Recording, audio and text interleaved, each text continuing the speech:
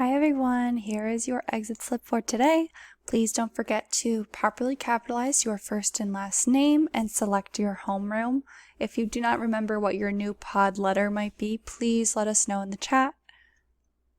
You'll then watch this video 2 times and you will write a descriptive summary about it.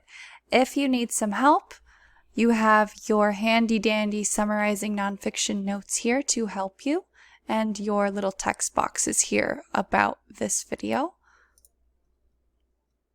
You then have a multiple choice section about summarizing nonfiction. Number 2 reads, what 3 things do you need to include in a nonfiction summary? Topic, main idea, 2 details. Somebody wanted, but, so, then. Topic, 3 details, name, date, homeroom number.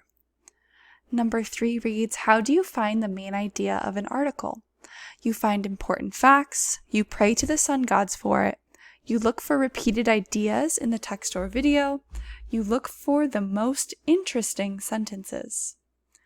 Number 4, how long should a summary of a nonfiction text be?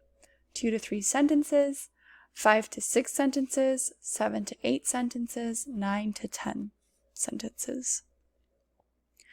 Summarize a text. So you can either read this text or listen to it. Here's the recording. You can also access a version that you can zoom into on Google Classroom. It is posted with the exit slip. Number 5 reads, what is the topic of this article? French fries, ketchup, different types of food, England.